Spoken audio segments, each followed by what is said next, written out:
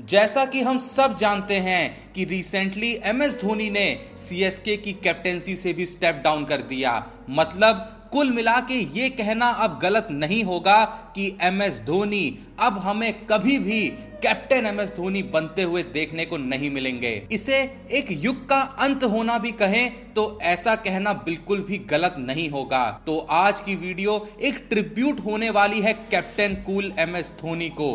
पर यह सुन के आप बिल्कुल भी ये मत सोचिएगा कि मैं आज कोई धोनी का गुणगान करने वाला हूं या उनके रिकॉर्ड्स बताने वाला हूं। नहीं, बिल्कुल नहीं। मैं आज बहुत ही सिंपल सा काम करने वाला हूं, पर फिर भी ये वीडियो को देखने के बाद आप खुद कहेंगे कि धोनी पे आज तक बहुत कुछ देखा पर किसी ने धोनी के इस साइड की तो बात ही नहीं करी। क्योंकि आज मैं आपको धोनी द्वारा कहे गए बस ऐसे कुछ वाक्य बताऊंगा जो आपको पूरे तरीके से ये एक्सप्लेन कर देंगे कि क्यों धोनी का दिमाग बाकी कई लोगों के दिमाग से 50 गुना आगे की सोचता था। तो अगर इसका सबसे पहला किस्सा बताऊं तो बात थी 2014 की, जब पहली बार धोनी के दाढ़ी में सफेद बाल देखने को मिल रहे थे। और जब धोनी से एक पत्रकार ने पूछा कि जब आप 3-3 फॉर्मेट में भारत की कप्तानी संभालते हैं तो इतनी बड़ी जिम्मेदारी किन किन प्रेशर को अपने साथ लेके आती है, तो धोनी ने कहा कि ये ऐसा है मानो आपके ऊपर किसी ने 100 किलो का बोझ रखा है और इतना वजन काफी है आपको पूरे तरीके से झुकाने के लिए। उसके बाद फिर चाहे आपके ऊपर पहाड़ भी रख दिया जाए कोई फर्क नहीं पड़ता। धोनी के द्वारा दी गई कप्तानी के प्रेशर की यह परिभाषा सबसे बेहतरीन तरीके से इसे समझाती है। ऐसे ही एक बार एक इंटरव्यू के दौरान एक पत्रकार ने धोनी से सवाल किया था कि क्या शादी के बाद आपके जीवन की प्रायोरिटीज बदल गई हैं? क्या क्रिकेट के ऊपर भी अब कुछ है? तो इस पे फिर से कैप्टन धोनी का जो जवाब था वो आज हर भारतवासी को सुनना चाहिए। धोनी ने कहा था कि मैंने शादी से पहले ही साक्षी से कहा था कि वो मेरे जीवन की थर्ड सबसे इंपॉर्टेंट चीज होगी क्रिकेट और उनके पेरेंट्स के बाद। उनका ये जवाब क्रिकेट के प्रति उनके प्रेम की साफ साफ गवाही देता है। आगे बढ़े तो जब 2013 में धोनी ने चैंपियंस ट्रॉफी को जीत तीनों आईसीसी ट्रॉफीज पे फतेह हासिल करने का रिकॉर्ड बनाया था, तो पोस्ट मैच कॉन्फ्रेंस में एक रिपोर्टर ने उनसे सवाल करा था कि अब तो आपके पास क्या ही बचा है जीतने को। तो इस पे भी धोनी ने कहा था कि मुझे कोई दिक्कत नहीं है अगर मेरे साथ अब तक जो भी घटा है वो सब मैं फिर से रिपीट कर सकूं। कुल मिला के धोनी ये कहना चाहते थे कि एक कप्तान कितना भी जीत ले उसकी भूख कभी भी खत्म नहीं होनी चाहिए। हम सब जानते हैं जब इंडियन टीम को टेस्ट में इंग्लैंड और ऑस्ट्रेलिया दोनों से लगातार पूरी सीरीज गंवानी पड़ी थी, तो उसके बाद भी एक पत्रकार ने बड़ा ही अजीब सा सवाल उनसे पूछा था कि क्या आपको लगता है जो भारत इस बुरे तरीके से हारा है तो इस डैमेज को कुछ कम करा जा सकता था? तो इस पे धोनी ने जवाब दिया था कि जब इंसान मरता है तो वो बस मर जाता है, तब वो ये नहीं सोचता कि काश मैं ऐसे मरता तो ज्यादा बेहतर होता। तो उसी तरीके से जब हम मैच हारते हैं या सीरीज हारते हैं तो हार ही होती है। उस समय ये चीज से फर्क नहीं पड़ता कि यार इस तरीके से हारना नहीं चाहिए था, फर्क इस चीज से पड़ता है कि हारना ही नहीं चाहिए था। 2011 वर्ल्ड कप को कोई भारतवासी आखिर कैसे भूल सकता है? बहुत लोगों को पता होगा कि उस वर्ल्ड कप में भारत ने एक ही हार झेली थी जो थी साउथ अफ्रीका के खिलाफ। तो अगर लोगों को वो मैच ना याद हो तो मैं याद दिला दूं कि उस मैच में जहां भारत के शुरुआती बैट्समैन के आउट होने तक भारत ने ऑलरेडी 268 रन जड़ दिए थे, फिर भी उसके बाद बची पूरी टीम मात्र 28 ही रन उस मैच में जोड़ उस स्कोर को सिर्फ 296 रन तक ही ले जा पाई थी। जिसके बाद धोनी से सवाल करा गया था कि क्या आपको लगता है टीम दर्शकों के मनोरंजन के लिए चौके छक्कों का प्रयास करने में पूरे तरीके से ढह गई?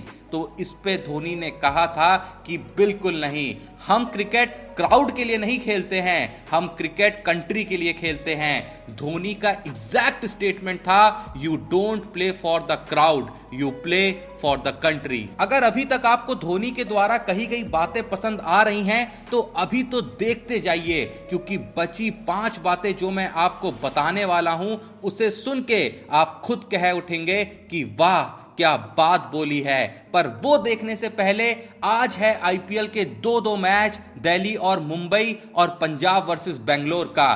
तो हमने तो अपनी गेम्स टीम बना ली है। आपने अगर अभी तक टीम नहीं बनाई है तो अभी डिस्क्रिप्शन में दिए लिंक से ऐप डाउनलोड करें और अपनी आज के मैच की टीम बनाएं। बाकी कोई चिंता नहीं है, टॉस होने के बाद टीम में कोई बदलाव होता भी है तो टीम आप तब भी चेंज कर सकते हैं। बाकी एक एडिशनल बेनिफिट तो यहां है ही कि मैच शुरू होने के बाद आप सेकेंड इनिंग में भी टीम बना सकते हैं, और उसके ऊपर भी सबसे बड़ा कमाल तो यहां और है कि 5-5 ओवर के लाइव फैंटेसी खेलें सिर्फ 5 प्लेयर्स को लेके, क्योंकि ये सभी फैसिलिटीज आपको किसी भी और प्लेटफॉर्म पे दूर दूर तक नहीं मिलने वाली। और जैसे ही आपके प्लेयर्स ने परफॉर्म करा तो 5 मिनट के अंदर होगा विनिंग अमाउंट सीधे आपके अकाउंट में, मात्र 5 मिनट के अंदर, सिंपल पेटीएम या यूपीआई के थ्रू।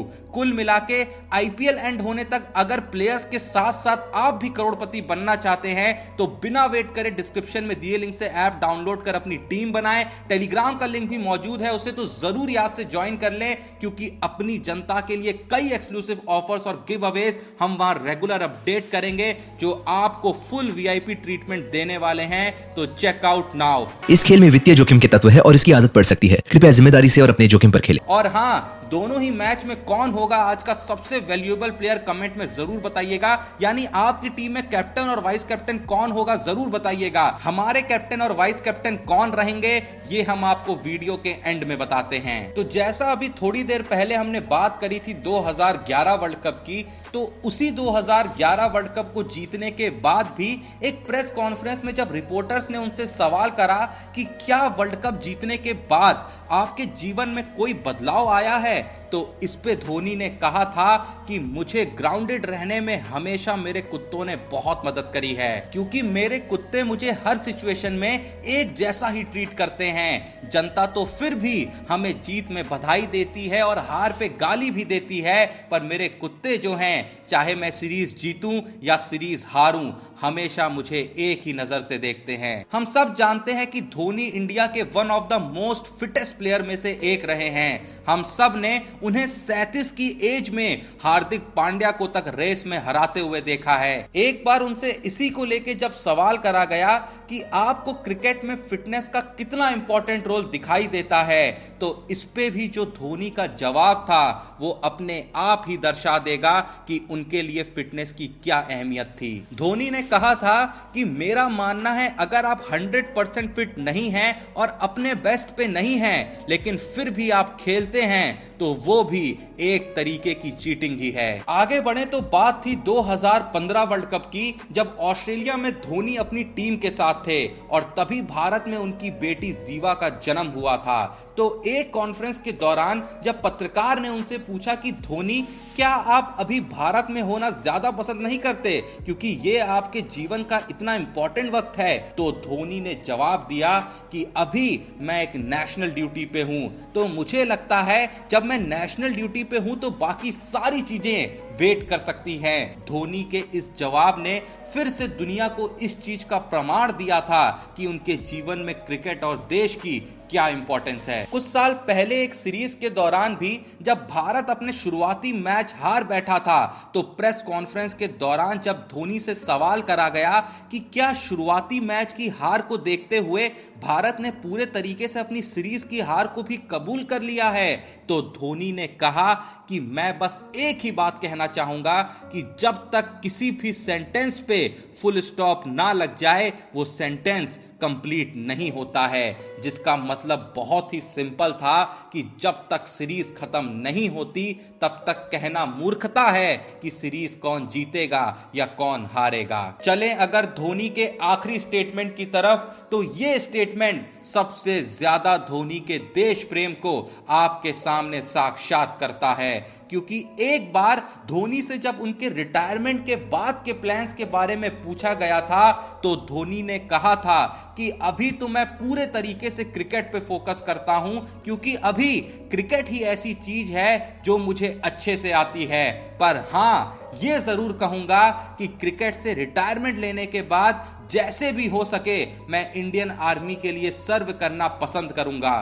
कुल मिला के मेरा मेन मोटिव देश की सेवा करना है। अभी वो मैं क्रिकेट के माध्यम से कर रहा हूं और उसके बाद इंडियन आर्मी के माध्यम से जरूर करना चाहूंगा। उम्मीद करता हूं धोनी द्वारा कहे गए ये सारे स्टेटमेंट्स आपको पसंद आए होंगे। अगर हां तो आज वीडियो को जो भी देख रहा है एक लाइक जरूर दे। आपको इनमें से सबसे फेवरेट मोमेंट कौन सा लगा कमेंट में 100% सभी लोग बताएं। डिस्क्रिप्शन में दिए लिंक से गेम्सी का ऐप डाउनलोड करना ना भूलें। और जैसा मैंने कहा था, हम वीडियो के एंड में आपको बताएंगे कि कौन है हमारी टीम के आज के कैप्टन और वाइस कैप्टन। तो पहले मैच के लिए हमने कैप्टन यहां पे थोड़ा सा रिस्क लेते हुए और थोड़ा सा दांव खेलते हुए चुना है मिचेल मार्श को और वाइस कैप्टन चुना है रोहित शर्मा को। दूसरे मैच के लिए फिर से हमने कैप्टन के लिए भरोसा दिखाया है विराट कोहली पे और वाइस कैप्टन चुना है शिखर धवन को। आपके कैप्टन और वाइस कैप्टन कौन है आज की टीम में कमेंट में जरूर बताइएगा।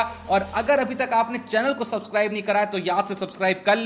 बाकी मिलते हैं नेक्स्ट वीडियो में, तब तक के लिए जय हिंद, धन्यवाद।